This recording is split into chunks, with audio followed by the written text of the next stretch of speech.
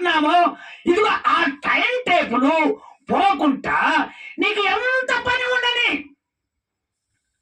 నువ్వు ఏ పట్టణానికి వెళ్ళు, ఏ గ్రామానికి ఇదిగో బయలుదేరి వెళ్ళావు అనుకో, ఏ ప్రయాణం చేయడానికి బయలుదేరి వెళ్ళావు అనుకో, అక్కడైనా సరే దేవునికి ఒక ప్రతిష్టత నువ్వు చేసుకున్నటువంటి దేవుని బిడ్డలారా, నువ్వెక్కడ ఉన్నా, ఏ చోటికి వెళ్ళినా, ఎక్కడ ప్రయాణం చేసినా అక్కడ ఆ సమయాన్ని బట్టి ఇదిగో దుష్టత్వంని తీసివేసి నువ్వు ఆ సమయాన్ని పాటించి నా ప్రభు కొరకు భయభక్తులు కలిగి నువ్వు ప్రార్థన చేస్తే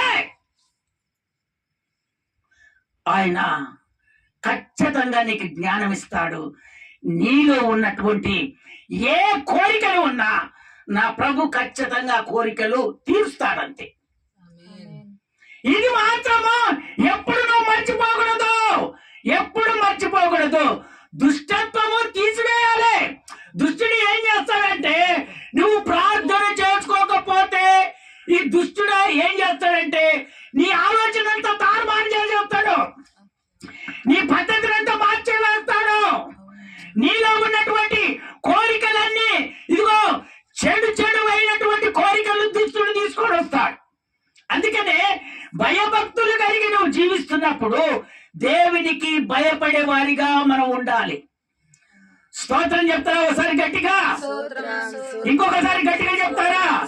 దేవుని ఎదుటకు వచ్చానే, విడుదల ఆరాధనకు వచ్చానే, దేవుని దగ్గర ఒక తీర్మానం చేసుకున్నానే, ఇదిగో ఈ తీర్మానం ప్రకారంగా నేను జీవిస్తాననే ఒక ఆలోచన నీకు కలగాలి. అదే దేవునికి భయపడటం అంటే, దేవునికి భక్తి చేయటం అంటే అదే. అప్పుడు నీలో ఉన్న దుష్టుడు పారిపోతాడు, నీలో ఉన్న అనారోగ్యం విడుదలైపోతే, నీలో ఉన్న సమస్య తీరిపోతే, నీలో ఉన్న ఏమి ఉన్నా దేవుని దగ్గర పెట్టినవి అవి ఖచ్చితంగా నా దేవుడు విడిపిస్తాడు. అది విడిపించి నీ కుటుంబాన్ని సంతోషపడటం దేవుడు చేస్తాడు. స్తోత్రం చెప్తారా ఒకసారి గట్టిగా? దుష్టత్వం ఎప్పుడైతే విడిపిస్తావో నీకు వివేకం వస్తుంది. వివేకం అంటే ఏంటిదో తెలుసా? తెలివి.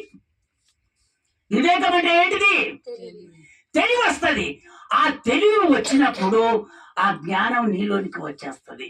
అప్పుడు నీ కుటుంబాన్ని ఏ విధంగా అభివృద్ధి పరచుకోవాలనో ఆ ఆలోచన దేవుడు నీకే అనుగ్రహిస్తాడంతే.